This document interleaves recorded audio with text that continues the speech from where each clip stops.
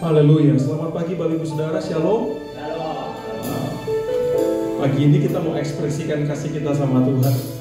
Mari buka hati kita sama-sama. Saya mau kita berdoa bersama-sama. Tuhan, terima kasih buat hari ini. Kami mengucap syukur buat kebaikan Tuhan dalam hidup kami. Oh, hari ini kami ada, bahkan mungkin kami ada di tengah pergumulan kami, di tengah masalah kami. Tapi saat ini kami mau putuskan untuk tetap memuji-Mu dan menyembah-Mu, Tuhan, dan bersyukur atas apa yang sudah Tuhan perbuat dalam hidup kami. Terima kasih Tuhan, terima kasih. Terima kasih Tuhan. Terima kasih Tuhan. Terima kasih. Ku bersyukur. Ku bersyukur Tuhan. Ku bersyukur Tuhan. Shalom shalom. Haleluya. Haleluya. Kami bersyukur. Kami bersyukur kepadamu. Seberapapun kita yang hadir saat ini, mari angkat suaramu. Mari sembah Dia, sembah Dia selamanya. Shalala boshandere benyanamu, shalala boshandere benyanamu. Haleluya. Kami datang kepadamu Tuhan, kami bersyukur dan berkata terima kasih ya Tuhan, terima kasih Tuhan. Mari sembah Dia, mari sembah Dia, Yesus ditinggikan selamanya, diagungkan selamanya. Oh, mari terus bersyukur kepadanya, mari bersyukur kepadanya. Bawa korban syukur buat Dia.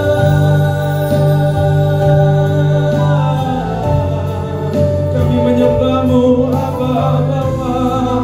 Shalala bashendere beteha, Buddha masyanarabo. Yeah, we worship You, we worship You. Yeah, hallelujah. We sing to You, Lord. We sing to You, Lord. Haleluya. Kami menyembah, kami memuja. Shalala bashendera, shalala boshe, dunia matiana moshe. Shalala bobe, dunia matiana moshe, dunia masiana moshe. Shiana mokiara bashedia demo, Shiana la bose, kunia mashando, Shiana la bashando, Shiana la bashene miate. Kami datang kepadamu, kami datang memuji-Mu. Urapi kami Tuhan, Roh Kudus penuhi kami saat ini. Rabashandara la boshe ya botenya boshena.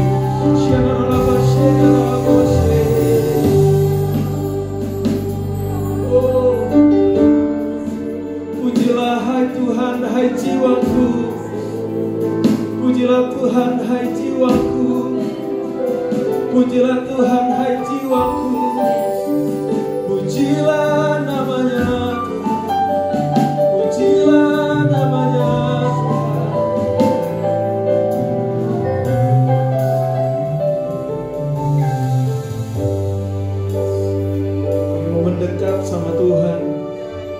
Pagi ini kami mau kejar pribadi-Mu, lebih dari pertolongan, lebih dari hal yang lain ya Tuhan. Makasih Tuhan, terima kasih.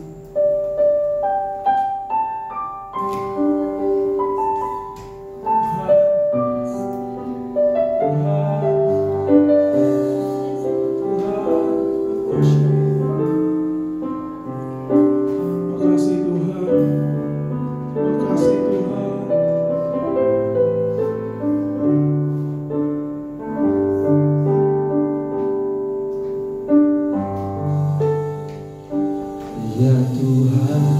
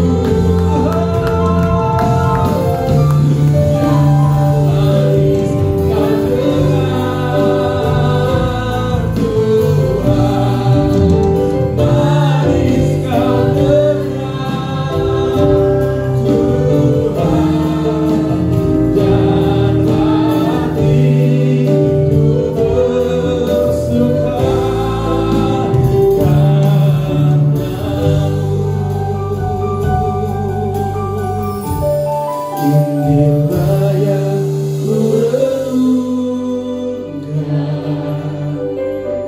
Setiap waktu nyanyian pujian dan pengagungan kepadamu,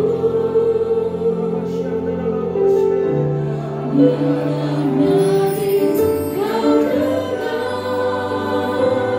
Tuhan, manis Kau dengar Tuhan, dan hatiku bersuka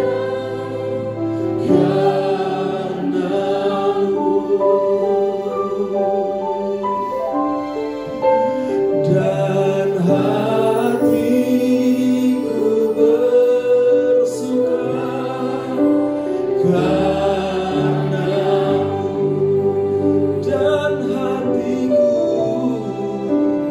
dan hatiku bersuka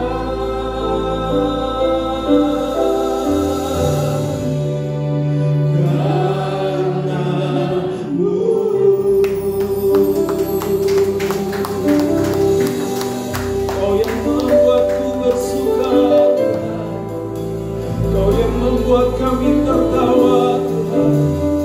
Hanya Kau ya Tuhan, hanya Kau ya Tuhan, yang ku sembah selamanya, yang ku puji selamanya. Hanya Engkau ya Tuhan, hanya Engkau ya Tuhan, yang ku sembah, yang ku puja Tuhan selamanya, selamanya, selamanya. Selamanya,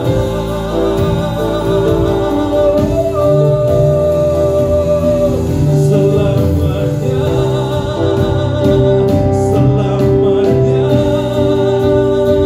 selamanya Kau ku sembah. Selamanya, selamanya, selamanya Kau ku sembah. Selamanya, selamanya, selamanya Kau ku sembah.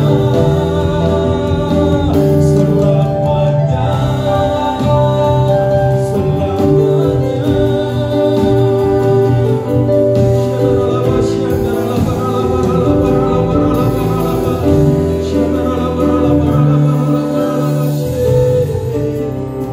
selamanya Kau ku sembah. Selamanya, selamanya.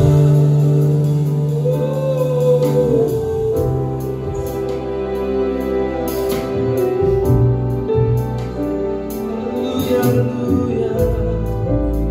Pagi ini kita bebas mengekspresikan kasih kita sama Tuhan. Saudara bisa ekspresikan cintamu sama Tuhan lewat nyanyian, lewat penyembahan, lewat mazmur, lewat doa. Apapun itu, mari ekspresikan pagi ini sama Tuhan. Dia hadir di sini sekarang. Dia ada di tengah-tengah kita. Dia menjamah kita, mengurapi kita, melawat umatnya saat ini. Mari buka hati kita. Shanaralabaralabaralaba shenderebete, shanaralabo shenderebone, tianamo shanamo ketiamo asene, sharaboniamo keraba sheneatera. Tuhan, we worship you, we worship you. We worship you, Lord. Kami mengasihi-Mu, Abba. Kami mengekspresikan kasih kasih kami kepadamu, Tuhan, Tuhan.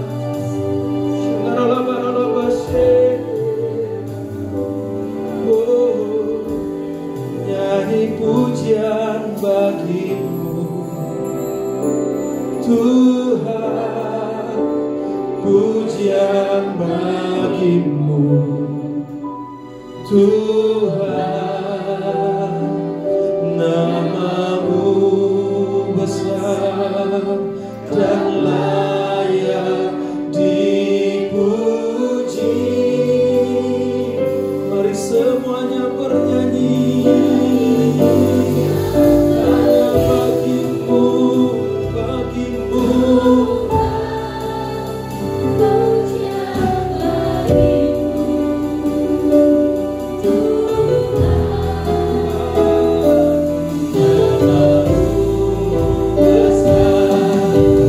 Mari bagi berdiri bersama-sama saudara.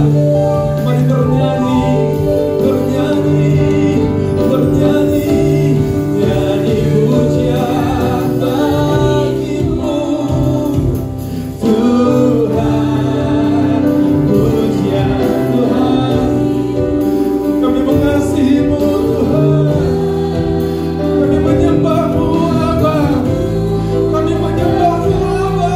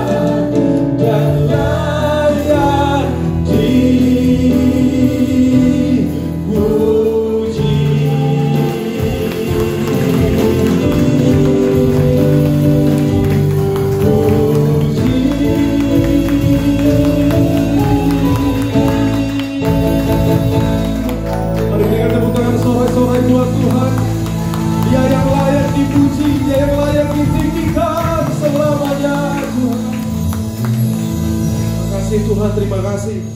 Banyak sekali alasan untuk kami meninggikan nama Tuhan di tempat ini. Kau Kau terlalu baik, Kau terlalu hebat, Kau luar biasa dalam hidup kami Tuhan. Makasih Tuhan, terima kasih.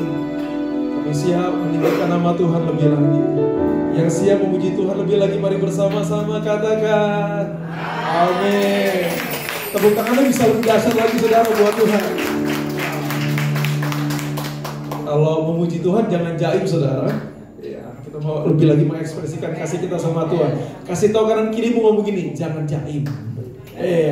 Kalau sudah yuk kasih tepuk tangan lebih dahsyat lagi buat Tuhan. Come on. Yuk tepuk tangan sama-sama. Orang-orang pilihan Tuhan, orang-orang yang sudah ditebus Tuhan, orang-orang yang sudah dikasihi Tuhan, mari bersama-sama tinggikan namanya.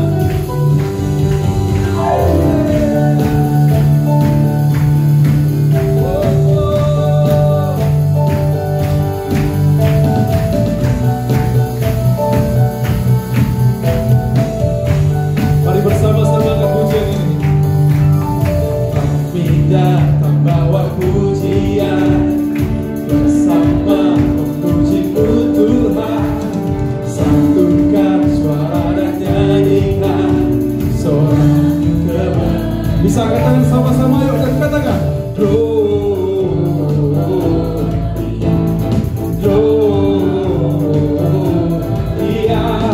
besar Tuhan, ditinggikan di atas segalanya. Nyanyi lagi.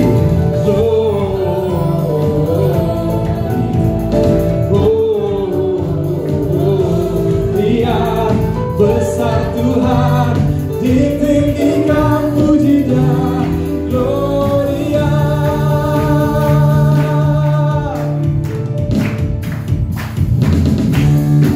Mari terus bertepuk tangan sama-sama. Mari setiap pribadi bawa korban syukur bersama Tuhan. Mari sekali lagi akan pujian ini bersama-sama. Kami datang bawa pujian, bersama memuji-Mu Tuhan, satukan suara dan nyanyikan sorak kebenaran. Sekali lagi. Kami datang bawa pujian, bersama memuji-Mu Tuhan, satukan suara dan nyanyikan sorak kebenaran. Sama-sama Gloria.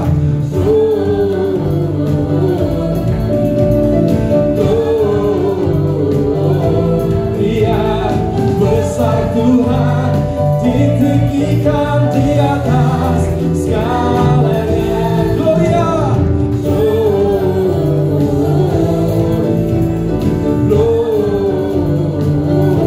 Gloria, besar Tuhan, ditinggikan pujinya. Gloria. We give you glory, we give you honor, we give you praise for all that you are. We give you glory, we give you honor, we give you praise. Gloria, we give you glory, we give you honor, we give you praise for all that you are. We give you glory, we give you honor, we give you praise for all that we give you. We give you glory, we give you honor, we give you praise for all that you are. We give you glory, we give you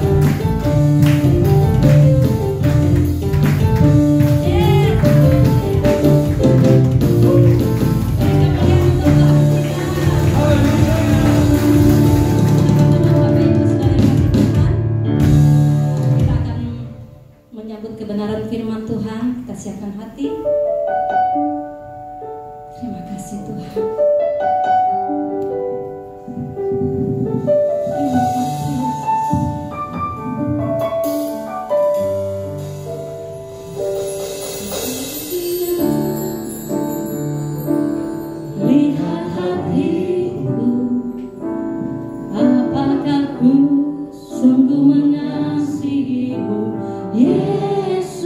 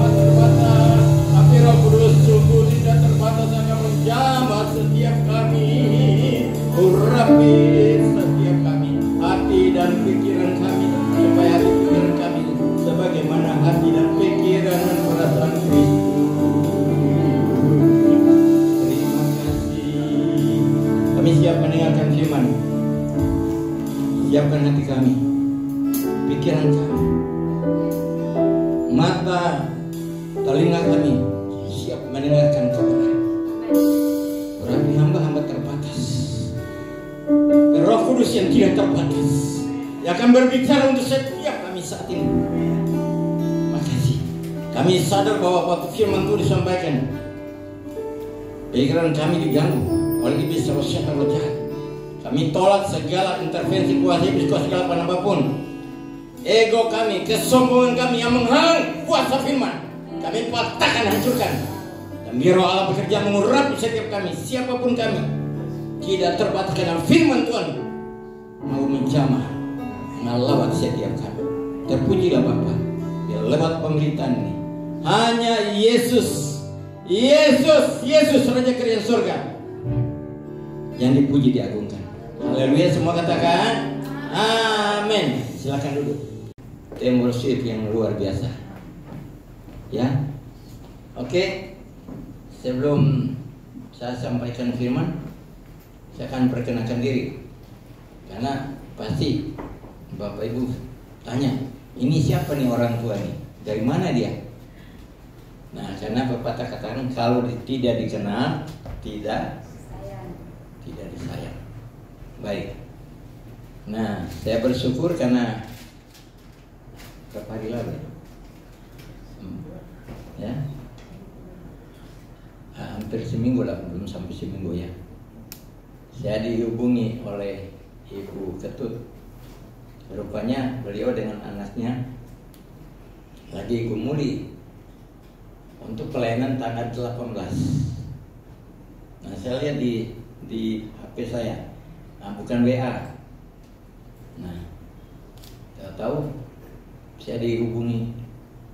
Nah, saya bilang, oh ya, betul, saya udah terima, tapi malam ini saya ada pelayanan jadi nggak bisa.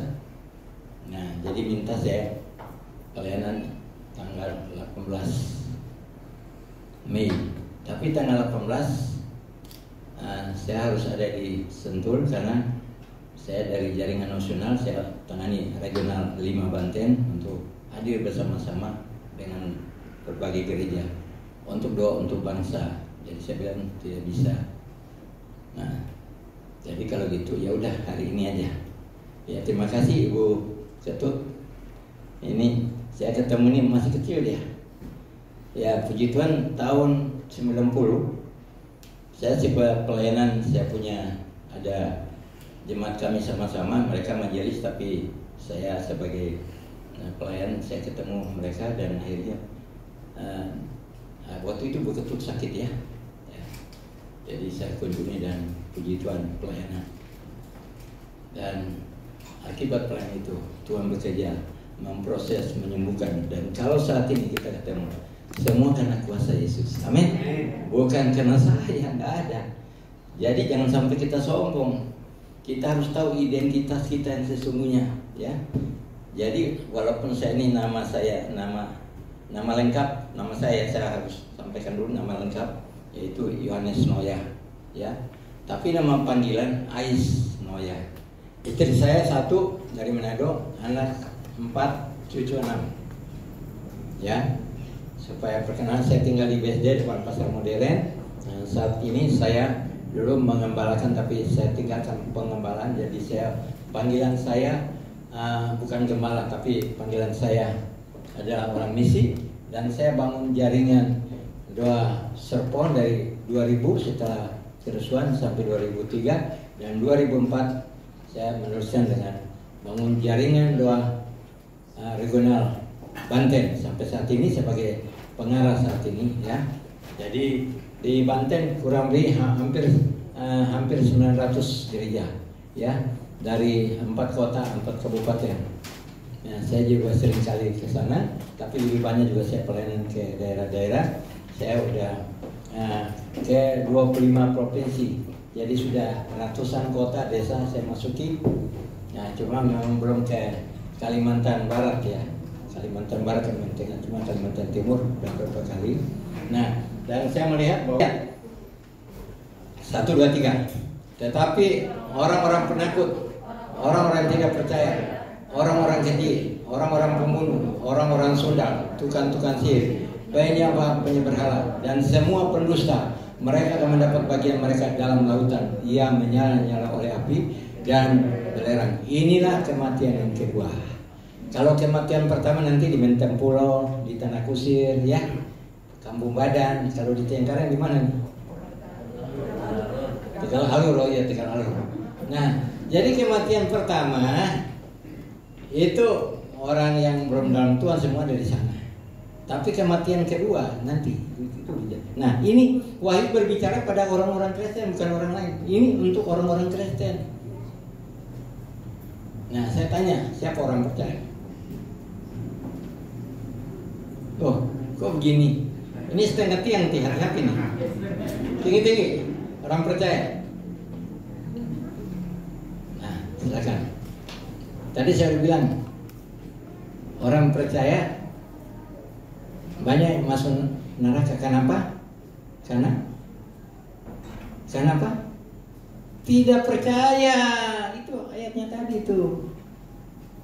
Yaitu di mana? Di gereja banyak. Tidak percaya berarti tahu firman, mengerti firman, tapi tidak percaya. Tahu firman, ngerti, harus lakukan firman. Kalau lakukan firman baru masuk. Kalau tidak lakukan, itu namanya tidak percaya. Nah, saya mau tanya dulu, siapa yang suka takut? Takut masa depan, apalagi waktu pandemi. Waduh, banyak yang takut tuh. Dia takut bukan karena pandeminya, tapi dia takut karena salah sendiri lihat lingkungan. Jadi sebenarnya kadang-kadang orang Kristen lingkungan menguasai hatinya, menguasai pikirannya. Tapi sebenarnya waktu kita sebagai anak-anak Tuhan, kita menjadi garam terang. Kita harus menggarami, harus menerangi dunia yang gelap ini. Tapi banyak orang Kristen dipengaruhi oleh lingkungan. Jadi mau bersaksi juga malu, takut. Siapa yang suka begitu? Ngaku. Oh, di sini nggak ada, di sana banyak. Oh, cuma di sini nggak mau ngaku ya. Oke. Ini baru mulai nih belum apa nih. Ini baru mulai baru gigi 1 nih. Oke. Nah, kita akan lihat sebentar ya. Jadi kalau kita melihat di dalam ayat ini begitu banyak, ini berbicara pada orang-orang Kristen ya, orang penakut, orang yang tidak percaya, termasuk takut setan, takut manusia, takut kadang-kadang takut apa? Takut ular, kadang-kadang takut apa nih? Ini yang suka kecoa, takut sama kecoa, coba bayangkan. Padahal Tuhan ciptaan kita semua binatang-binatang Tuhan ciptakan, dan Tuhan kasih Adam otoritas untuk menamai binatang-binatang itu. Jinjing anjing, nyet-nyet monyet, gajah. Ada pasangan, tapi sayang si Adam nggak punya pasangan. Tapi sudah bilang Tuhan akan memberikan penolong baginya. Nah, baru Tuhan Adam tidur, diambil tulang rusuk, baru dikasih hembus nafas. Jadi namanya perempuan karena diambil dari laki-laki.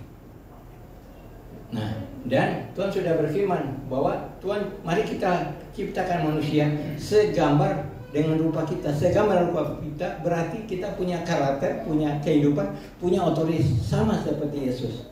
Jadi Tuhan tempat kita di dunia ini supaya kita mempengaruhi dunia ini dengan nilai kerjaan surga. Nah, tapi ternyata spirit dari dunia sedang memasuki gereja Tuhan hari-hari ini. Sehingga gereja seringkali tidak berdaya. Nah, sebenarnya disitulah letaknya kita harus banyak berdoa dan meminta hikmat dari Tuhan. Nah, saya mau sampaikan ada beberapa hal. Khususnya Paulus katakan gini. Nah, ini tema utama. Coba lihat Filipi 3 ayat 10. Filipi 3 ayat 10.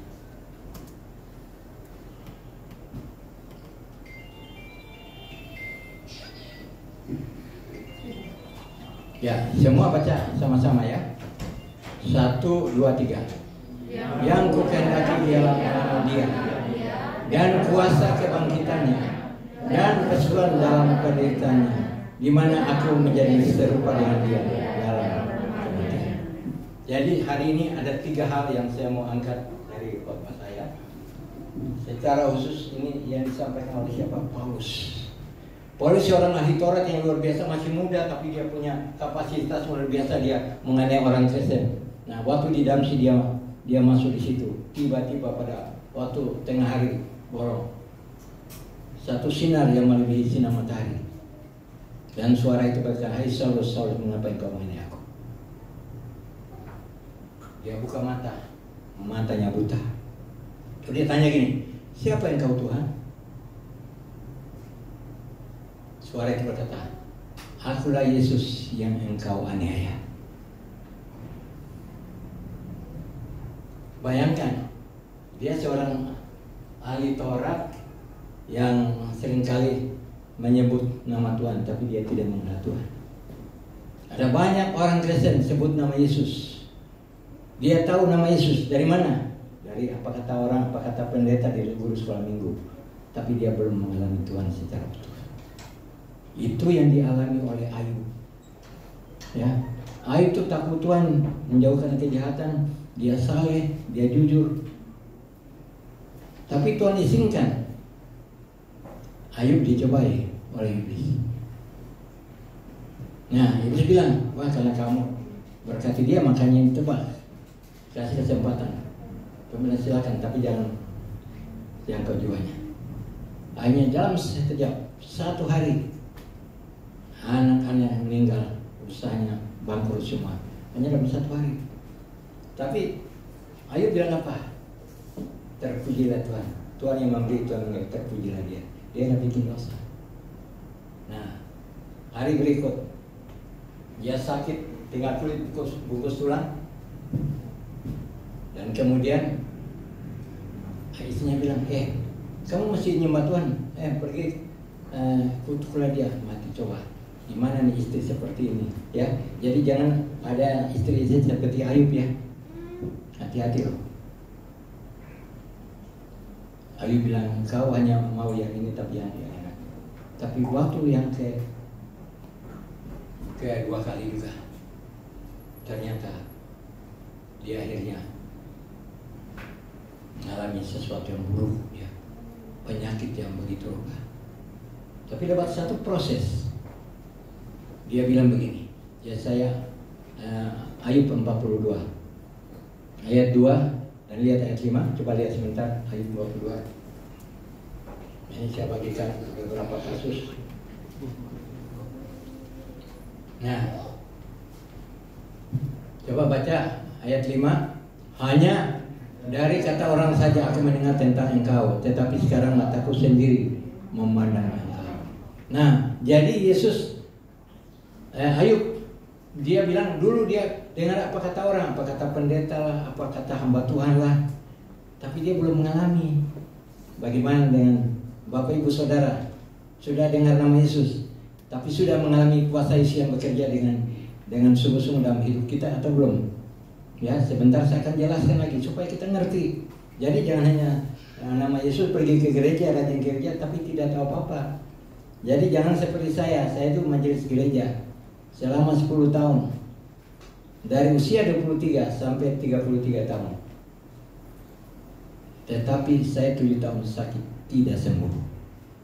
Saya kerja di rumah sakit Sumber Waras di Grogol. Ya. Saudara, apa yang terjadi? Saya rajin ke gereja, saya pemimpin kor, saya ketua pemuda. Apalagi ternyata Tuhan tidak sembuhkan saya. Karena dokter tidak, akhirnya karena saya dengan majelis banyak tahu pendeta, saya dilayani oleh pendeta-pendeta dari GSIA, GBI, dari gereja Pantekosta. Saya di GPB dulu. Ternyata juga tidak sembuh-sembuh. Dan akhirnya saya pergi lagi dibawa oleh majelis. Ternyata di majelis di sana, saya pergi di sana banyak orang yang sakit juga. Ternyata di sana juga ada pendeta. Saya bingung, dok, pendeta ada di sana. Akhirnya saya kembali lagi, saya cari. Nah, saya punya saudara itu dukun wakil presiden. Dia kasih saya minum air dan sebagainya. Ternyata itu juga tidak jalan keluar, tidak sembuh. Dan akhirnya Tuhan proses saya sampai tahun 76 saya terima Yesus. Setelah saya terima Yesus, saya buka rumah persekutuan doa saya di Jakarta Indah, PPPI. Nah, saya mulai rajin baca firman, rajin berdoa. Tapi saya belum sembuh. Saya tanya, kenapa saya belum sembuh? Tuhan bilang, kamu harus bertobat semua. Lalu udah terima Yesus? Belum. Orang sudah terima Yesus dalam hati. Tapi kata bertobat itu berarti kita harus pola pikir yang dirubah. Ya, mulai dari dalam hati. Ya, saya di Kempres Jati waktu baru pertama kali saya ikut. Waduh, saya punya teman ikut. Saya bilang sudah ikut, bilang saya karena itu saya ada pelayanan di jaringan. Nah, begitu saya ikut, saya bilang, waduh luar biasa. Ternyata itu kita buat di Anyar ada 400 pendeta dari apa? Dari Malaysia juga ada dan sebagainya.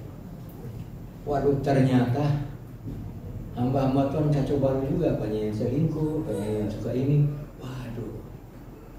Nah, baru saya ingat.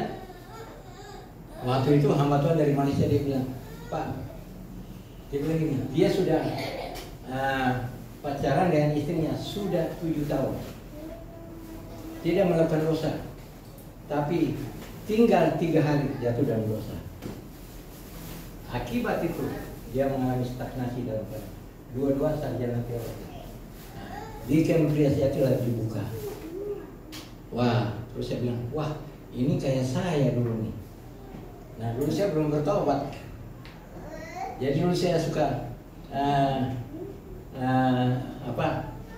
kayak tempat pelacuran. Tapi saya diam-diam saya nggak bilang sama istri. Dulu saya belum. Ya, yes. Ini udah jelas nih. Jadi saya nggak bilang sama istri saya. Waktu saya belum menikah. Jadi setelah menikah saya nggak pernah lakukan itu lagi. Ya. Nah, jadi waktu saya ikut, saya bilang pantas ini. Jangan-jangan ini salah satu. Akhirnya saya ikut, saya pulang, saya terbuka dengan istri saya. Nah, saya mau bawa ke puncak nih ceritanya. Saya bawa anak saya yang paling kecil yang sekarang ada di Jerman. Nah, kita tidur satu kamar aja. Waktu datang sore itu, saya mau terbuka nggak bisa. Berat amat. Waduh, ternyata mau ngaku dosa itu jauh lebih berat dari pikul beras 1 kuintal. Akhirnya pergi saya berdoa. Saya bilang, Tuhan besok pagi saya ngomong. Berdoa lagi. Akhirnya saya berdoa. Saya minta kasih karunia Tuhan. Nah, akhirnya saya terbuka pagi hari itu. Nah, waktu saya terbuka, bahwa sudah jatuh dengan ada satu wanita. Ya, akhirnya sebelum menikah ya. Nah, langsung istri saya ngaku. Ternyata dia sudah waktu di Permesta dia dilecehkan oleh orang lain. Itu dia juga terbuka. Nah, waktu saya dengan terbuka, istri saya terbuka, anak saya terbuka. Ini. Ya, Priscilla minta maaf, saya pacaran nggak bilang. Jadi waktu saya terbuka, suami istri terbuka, nah, mengalami satu pemulihan luar biasa. Jadi keterbukaan itu adalah awal dari pemulihan. Mau sungguh-sungguh Bapak Ibu. Nah, kadang-kadang suami tidak terbuka juga dengan istri, ya, apalagi punya HP di sini. Nah, akhirnya ada WA masuk, ternyata ada bill yang masuk. Terus mau diambil istrinya. Berantem. Nah ini seringkali terjadi di Pria Sejati, di ada kesaksian. Jadi gembala-gembala loh. Ada punya pil, ada punya bir. Nah, apa yang terjadi? Ternyata di sini letaknya. Waktu kita terbuka, Roh Kudus bekerja untuk membukakan hati kita. Jadi saya mau sampaikan bahwa apa yang dialami oleh Paulus itu satu hal yang luar biasa karena dia juga terbuka pada waktu dia dilayani oleh Ananias. Ya, dipenuhi dengan Roh Kudus, kemudian dia terbuka dan sejak itu dia punya pelayanan terobosan. Nah, saya mau sampaikan bahwa saya juga setelah kembali dari situ saya mengalami terobosan dan saya dibuka lagi ternyata tentang pelayanan pelepasan bukan hanya pemutusan. Seringkali pelayanan pemutusan kayak pohon pisang dipotong putus kan. Tapi akarnya kalau mau dicabut jatuh lagi. Makanya banyak hamba Tuhan yang luar biasa pertama-tama kasihnya mula-mula luar biasa, tapi akhirnya dia mengalami kemerosotan. Kenapa? Karena itu tradisi kuasa-kuasa gelap yang belum dilepaskan.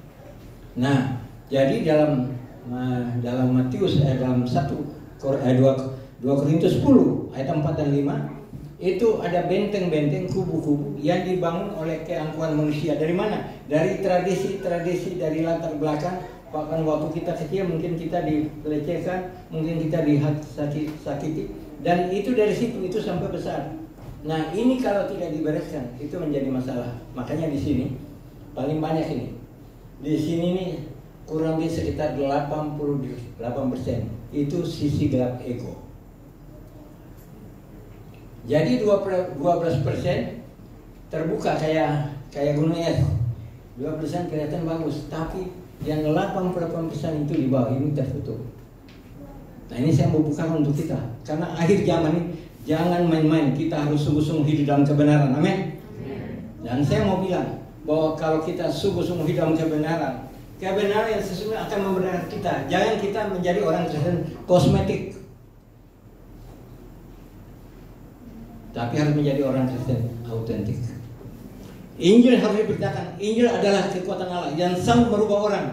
Tapi banyak kali Injil sudah kosmetik, sudah dicampur bau dengan ini. Jadi kadang-kadang khotbah hanya tentang berkat, tapi tidak berbicara tentang kebenaran, kuasa. Dan itu harus dibongkar. Karena setiap kita yang mengalami kebenaran ini, saya berani buka hal-hal ini. Kalau belum, nggak bisa. Yang puji Tuhan, kalau jemaat punya masalah, jemaat datang ke gembala kan? Betul? Tapi gembala punya masalah, mau kemana? Mau ke jemaat? Tak mungkin. Puji Tuhan, hari-hari ini saya banyak melayani gembala datang ke rumah. Mereka terbuka mungkin karena saya sudah usia sudah ini, dan mereka lihat track record saya, karena saya sungguh-sungguh punya integritas yang tinggi, loyalitas, melayani jangan cari uang. Karena banyak orang kali melayani lihat gerejanya berapa dan enggak. Berapa orang? Jangan.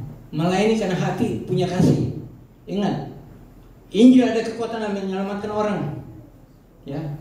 Saya tinggalkan pekerjaan 93 karena saya tinggalkan pekerjaan, saya nggak ada pensiun lagi. Dan sejak itu saya terus sampai saat ini. Waktu saya bangun jemaat hampir 7 tahun. Selama hampir 7 tahun saya tantang jemaat. Tentang persembahan misi, perpuluhan atau apa saja, lakukan untuk Tuhan. Jangan untuk diri sendiri. Dan selama 7 tahun, hampir 7 tahun, saya tinggalkan jemaat. Saya bilang sama sekretaris saya, yang dia jadi pembalap, ingat, dengarin, ini ada bendahara 2 nih. Tanya mereka, apakah saya pakai uang itu? Mereka bilang pernah. Saya tinggalkan tahun 2002 dengan dana 100 juta lebih bagi sekretaris saya. Belum lagi itu dana pembangunan belum menjadi mati itu. Dan saya membuktikan bahwa Tuhan itu dasar, Dia sanggup melihara saya. Saya tidak pernah hidup dari persembahan, dan saya melayani ke daerah. Dan saya kalau melayani ke daerah, saya harus berkati banyak hamba-hamba Tuhan di sana. Kasihan. Nah, tapi oleh karena saya hidup dalam kebenaran, Tuhan pelihara saya sampai saat ini. Amin. Jadi kalau kita mau ikut Tuhan, jangan tanggung-tanggung. Ya, kalau ada masalah di YouTube tentang perpuluhan ini ramai, saya bilang udah jangan simpan. Kalau kita sudah lakukan itu, lakukan aja. Tapi jangan lupa kita harus mempersiapkan hidup kita, karena tubuh kita yang kudus, yang berkenan, yang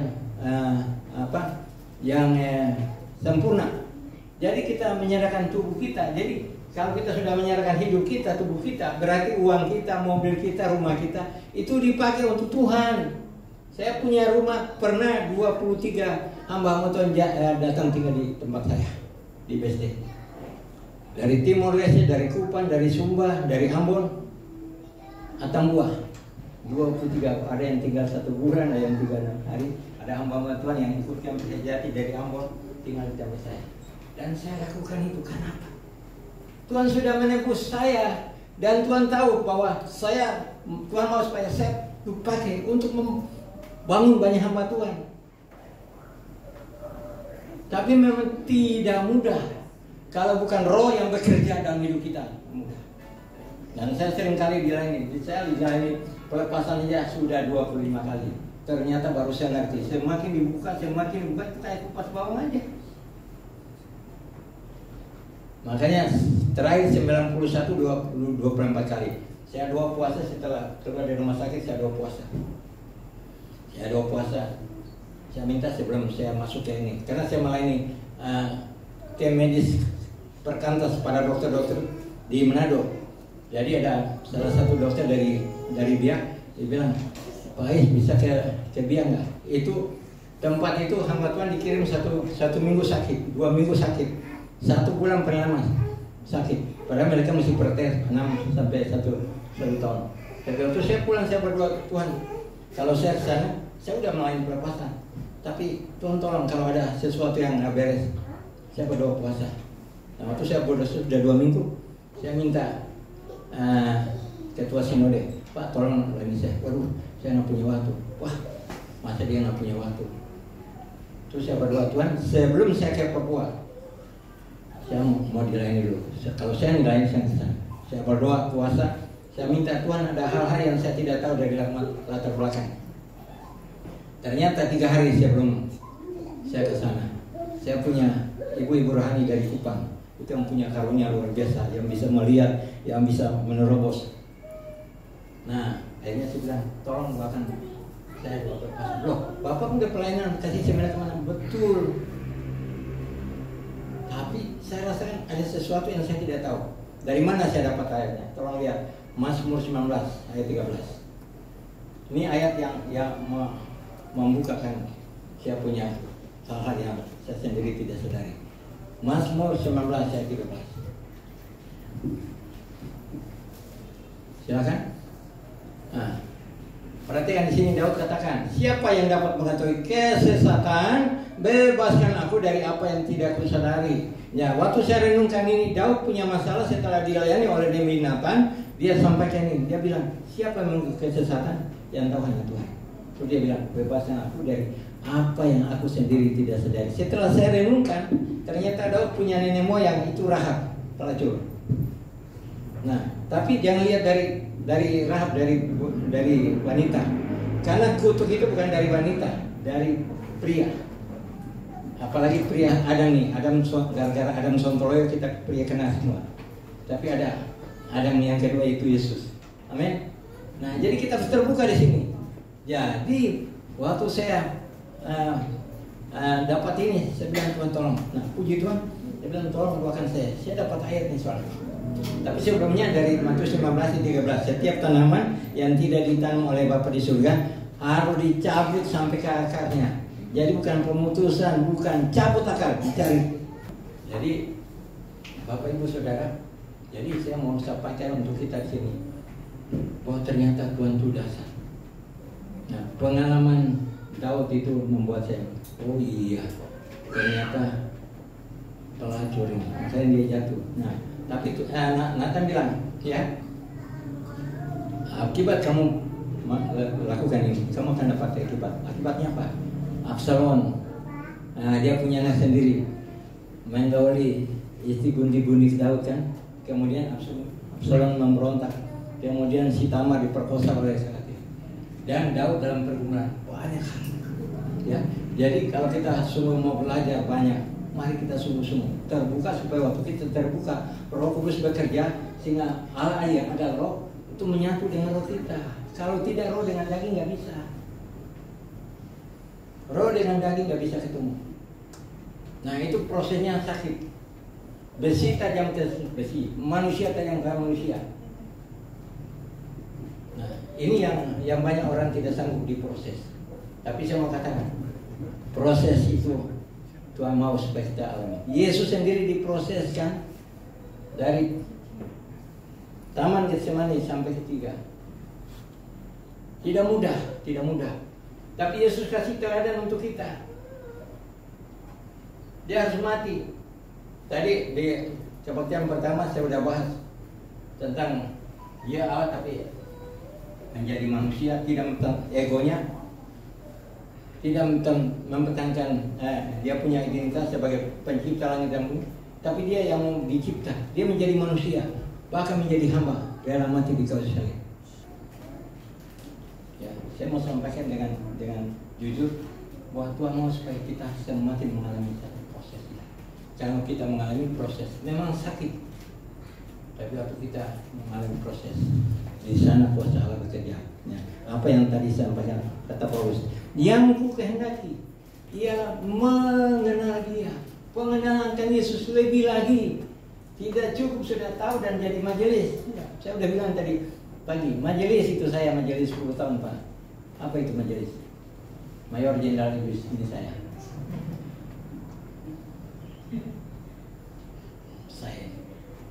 Saya sudah hebat, siapa mimpin gue, ketua pemuda. Tetapi Tuhan proses saya lewat penyakit parsen. Puji Tuhan, ibu ketua juga lewat penderitaan dia mengalami Tuhan dan sampai saat ini dia ada. Itulah kenangan yang indah yang tidak melupakan. Amin. Hari ini saya percaya kita punya masalah, tapi kita mungkin tersembunyi-sembunyi. Tapi Tuhan tahu siapa mau bersembunyi, nggak ada. Tinggal dari kita mau nggak terbuka.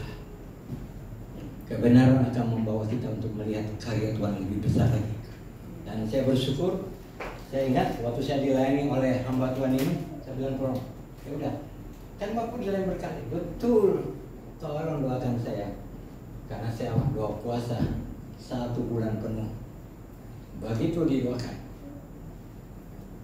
dua-dua lihat hamba Tuhan, Pak, nenek moyang Bapak jahat-jahat, ikat orang dengan batu ditenggelamkan di laut Banda.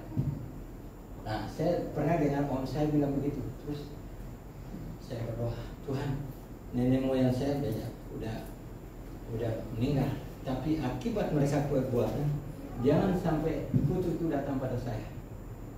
Saya berdoa, minta ampun dan tolong. Kemudian mereka dua tumpangin tangan.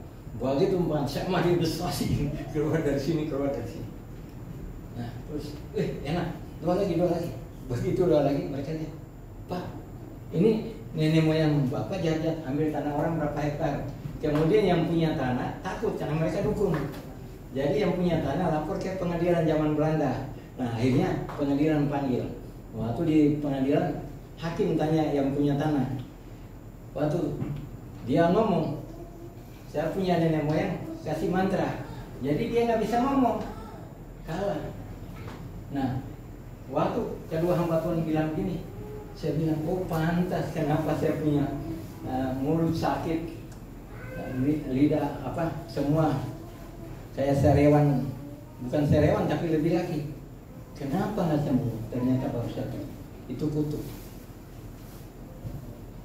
Saya sudah disembuhkan, penyakit sudah sembuh, tapi kutuk harus dilepaskan. Nah, itu yang saya alami. Makanya sejak itulah saya punya hubungan dengan semakin semangat untuk mengenal Yesus lebih dalam lagi.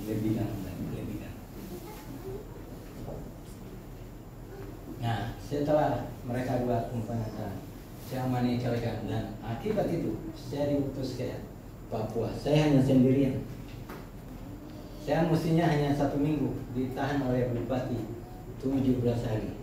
Saya lagi berapa orang? 365 orang. Itu hampir termasuk majelis. Majelis punya anak udah SMP masih makan rumput. Itu majelis loh.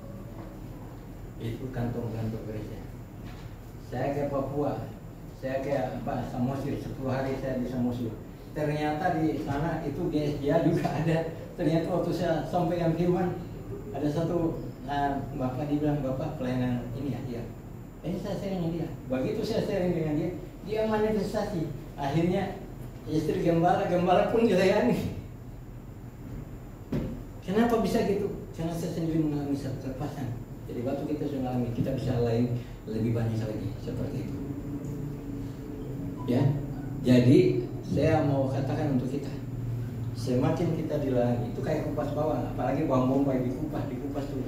Semakin dikupas, semakin otoritas kuasa Allah, semakin mengalir lagi kita.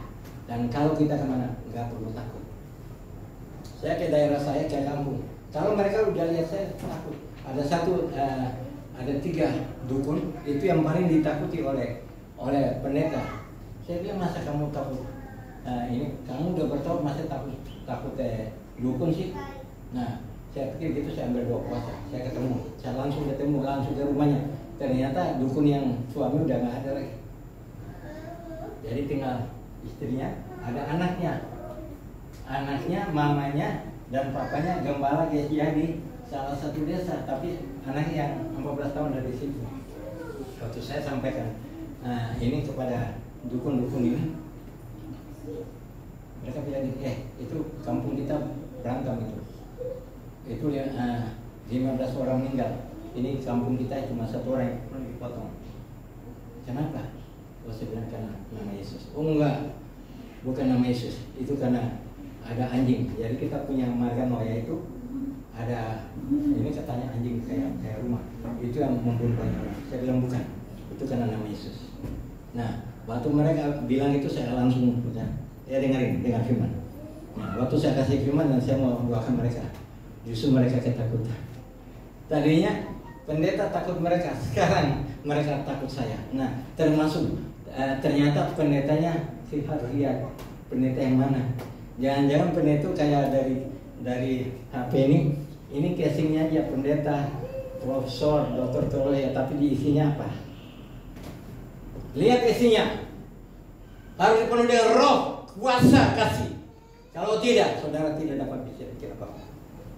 Dan sejak saat itulah kampung saya mengalami terobosan. Yang tadinya penuh dengan dukun dan lain sebagainya ditakuti, tapi disitulah. Karena apa? Nama Yesus. Sekali lagi, yang kukehendaki ialah mengenal Dia, bangun hubungan itu. Kemudian yang kedua, persekutuan, kuasa kebangkitan. Kuasa kebangkitan. Jadi untuk mengalami kebangkitan, untuk mengalami kehidupan harus mati. Mati terhadap apa? Mati terhadap egomu, kesombonganmu, keinginan dagingmu, kesukaanmu. Itu harus mati. Baru ada kehidupan roh yang mengalir, kehidupan firman. Tanpa itu nggak bisa. Amin. Amin. Aminnya yang begitu. Ya.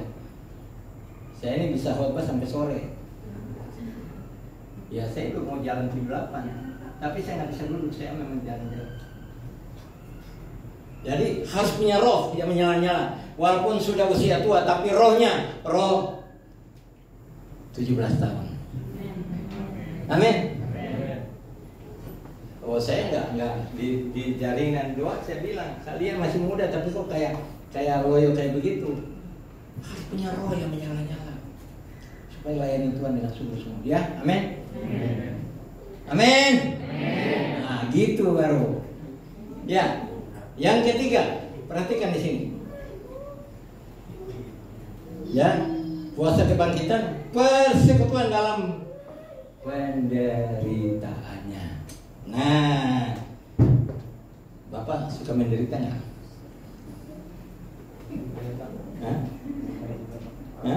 Kalau menderita, kadang suka Gimana Ibu? Saya mau tanya, jujur aja, sebenarnya kita nggak mau menderita kan? Nggak mau, saya juga nggak mau. Tapi sebenarnya kalau kita sadari, kalau penderitaan karena Kristus, wah itu luar biasa. Coba lihat 1 Petrus 4 ayat 1. Nah, saya mau bawa kita supaya kita semakin mengalami. Karena ini udah habis ya. Jangan sakit. Hah? Tapi masih senang nih dengarkan.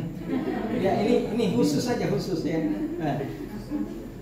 Ya, perhatikan. Jadi karena Kristus telah menderita penderitaan badani, dengar, kamu pun harus juga mempersiapkan dirimu dengan pikiran yang demikian, karena barang siapa telah menderita penderitaan badani, dia telah berhenti berbuat dosa. Itu caranya.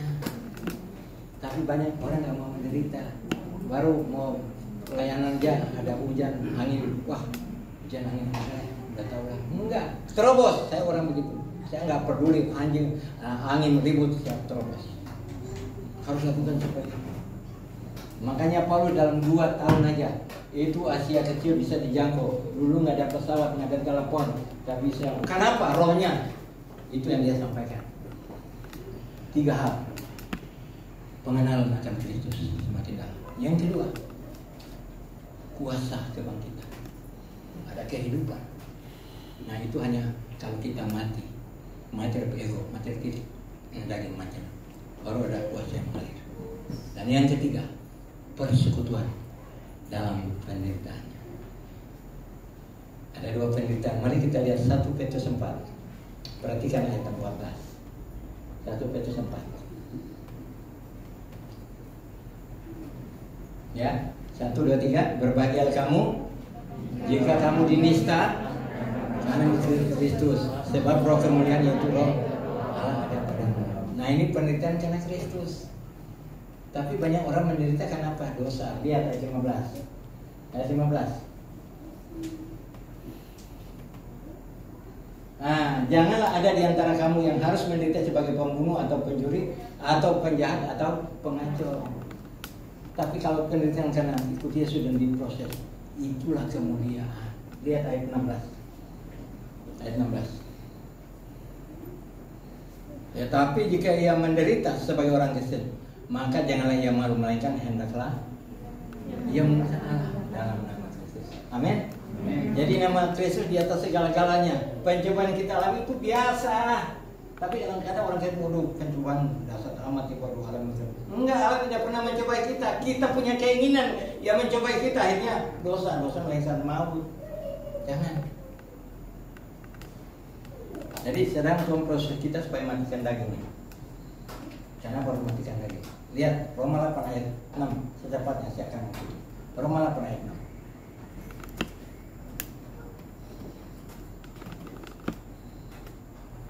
Ya, silakan 1, 2, 3. Karena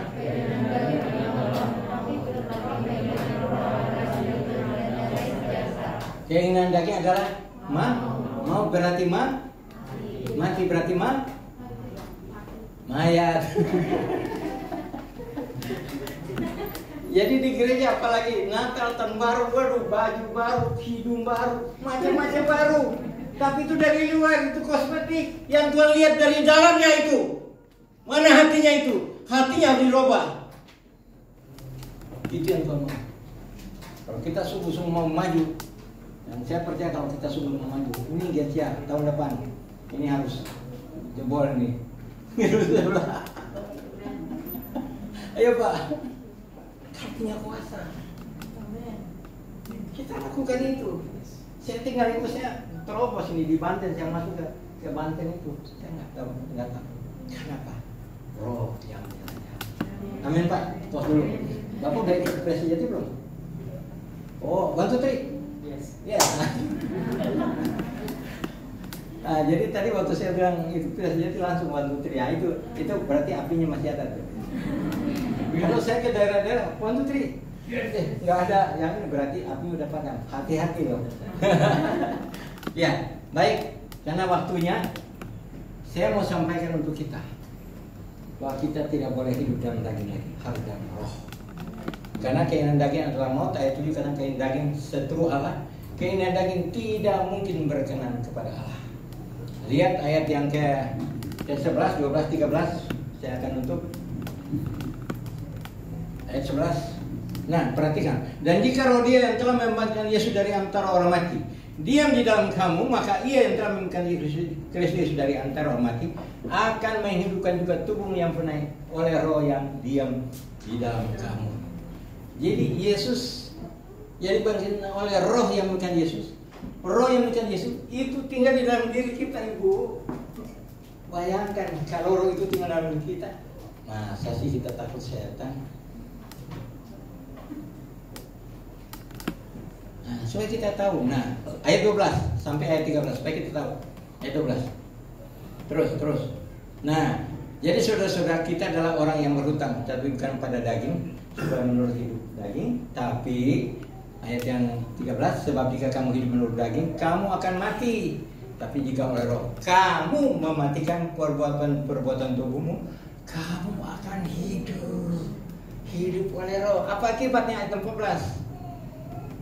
Nah, semua orang yang dipimpin roh Allah adalah anak-anak Allah. Semua adalah anak-anak Allah kan? Amin. Di mulut amin, tapi di dalamnya belum, hati-hati. Ya, baik. Jadi sekali lagi kita sudah dikasih otoritas untuk apa? Pergi. Amanat Tuhan pergi. Jadi jangan putar-putar di di hari Minggu di sini aja.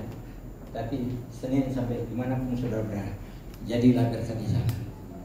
Karena ini tempat ibadah, kita berkumpul, kita belajar. Tapi sudah itu kita harus kembali dimanapun kita berada. Jadi guru yang baik, yang benar. Jadi pengusaha yang benar, jangan punya pembukaan ganda, ya. Atau udah untung besar dibilang untung kecil dibilang rugi. Hati-hati loh. Itu dusta, bukan dari Tuhan. Ya, mau ayatnya tahu? Jadi saya bukan hanya asal khotbah. Ada ayatnya. Lihat, Yakobus 3 ayat 13.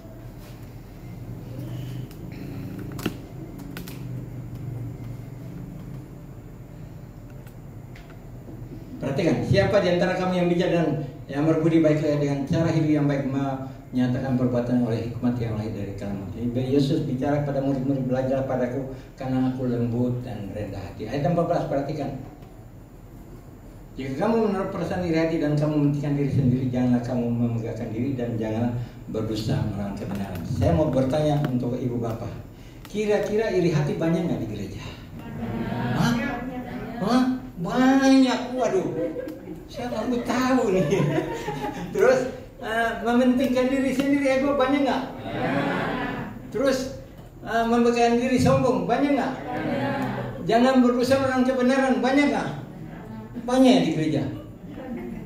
Waduh, saya baru tahu nih. Itu benar ya? Saya baru tahu nih. Kalau gitu kita cek, ini sumbernya dari mana? Lihat ayat 15. Lihat. Nah, itu bukan hikmat yang datang dari atas, tetapi dari dunia, dari nafsu manusia, dari setan-setan. Berarti setan-setan banyak di mana? Di gereja, bukan gedung GSJ ini, bukan organisasi GSJ, tapi gereja adalah saudara dan saya. Oke, bangkit berdiri. Bilang sama sebelah, kamu tuh gereja, bilang.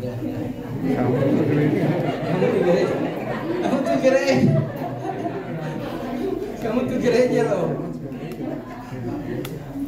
Iya, dan Tuhan sadar, Tuhan mau sadarkan kita. Dan satu hal yang ayat 16, ayat yang paling terakhir, ayat 16. Saya belum habis. Ayat 16. Nah, perhatikan, sebab di mana ada iri hati dan mementingkan diri sendiri, di situ ada kekacauan dan segala macam perbuatan jahat. Kira-kira kalau kita berbuat jahat, doanya dijawab nggak? Ya. Yesaya 59 1 dan 2, Mazmur 66 ayat 18 tidak dijawab. Baru niat hatinya nggak dijawab, apalagi berbuat jahat. Nah, oleh itu hari ini puji Tuhan, dia fajar baru. Berarti ada fajar baru mau terbuka nih, mau subuh akan terjadi sesuatu. Kita akan berdoa ya. Memberikan kita pengalaman-pengalaman yang indah, yang membuat kita semakin dekat. Kuasa Tuhan bekerja mengalir, bukan dalam kehidupan saya, bukan dalam kehidupan seorang, dalam kehidupan kita masing-masing. Amin, saudara. Terima kasih buat hamba-Nya yang sudah menyampaikan kebenaran firman Tuhan. Mari saudara, kita akan masuk ke dalam perjamuan kudus. Kiranya di dalam perjamuan kudus ini juga saudara diberkati. Ada pengalaman baru yang saudara dapatkan melalui perjamuan kudus ini. Oleh sebab itu nanti saya minta dengan hormat Bapak Jamal akan membawakan atau membagikan perjamuan kudus ini. Ada baiknya kita naikkan pujian ini kembali, dia terlebih besar.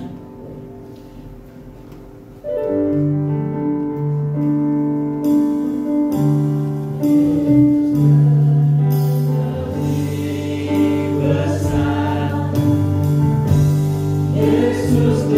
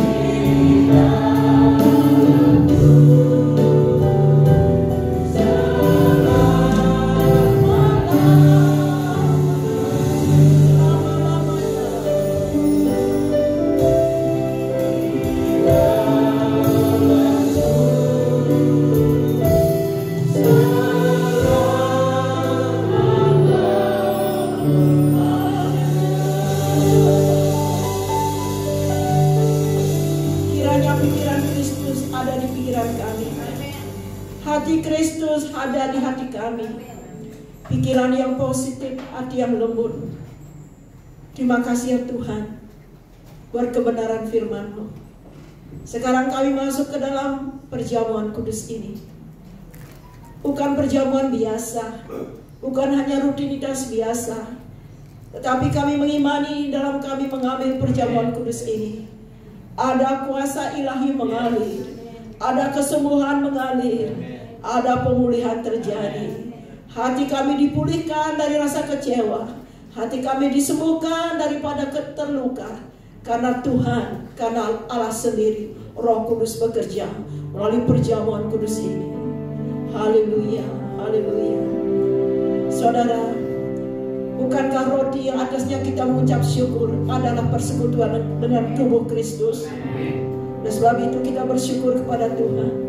Ya Allah, ya Roh Kudus, ya Tuhan Yesus, Allah yang baik. Kami ingin lebih dalam lagi bersekutu dengan Engkau. Kami ingin lebih dalam lagi menikmati kuasa Tuhan. Dan sekarang Tuhan, kami bersyukur kepada Tuhan buat kebaikan Tuhan, buat pemulihan yang sudah terjadi. Kami terima berkat Tuhan ini di dalam nama Tuhan Yesus. Sebagai ucapan syukur kami di hadapan Tuhan, kami menerima berkat yang daripada Allah dalam nama Tuhan Yesus. Mari kita terima roti ini bersama-sama. Haleluya.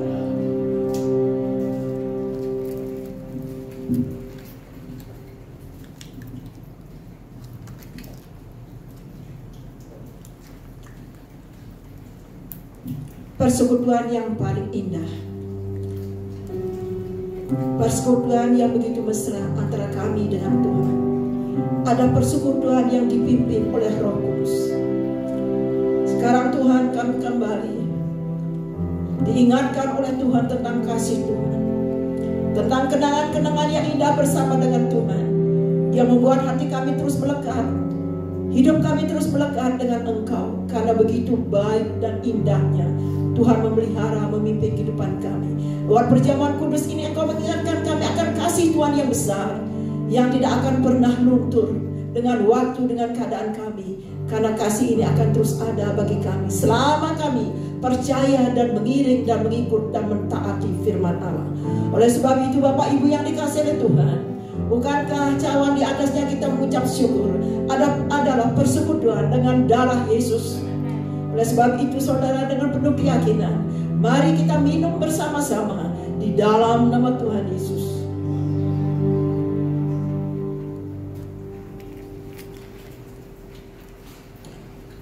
Haleluya, haleluya, haleluya. Kita naikkan pujian kemurahan-Mu.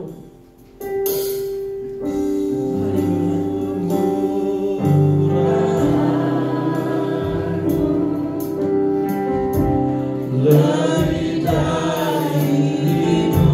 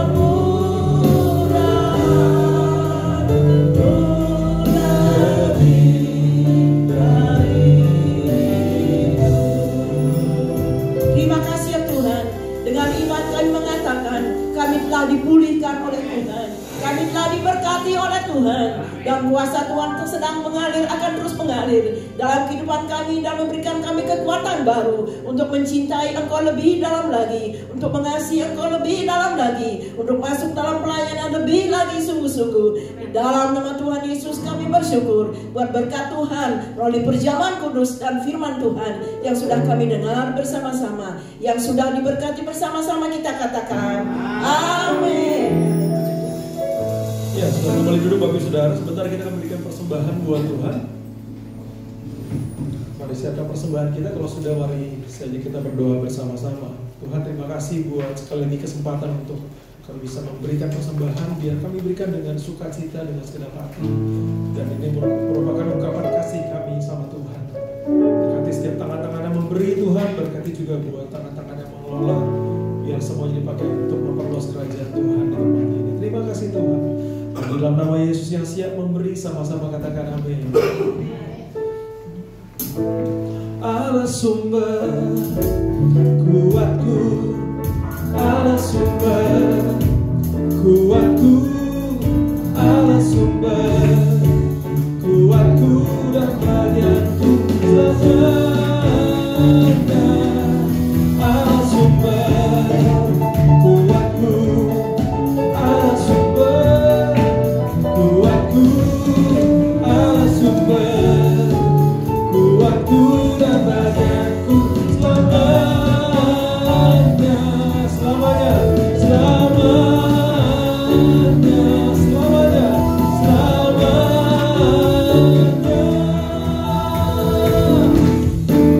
selamanya, selamanya, selamanya, selamanya. Kita berdoa ya. Haleluya, haleluya. Tuhan, kami merencanakan, tapi Tuhanlah yang menentukan dalam kehidupan kami. Ajar kami terus merendahkan diri kami di hadapan Tuhan, percaya dan yakin akan kuasa, akan kasih dan akan berkat yang berasal daripada Tuhan.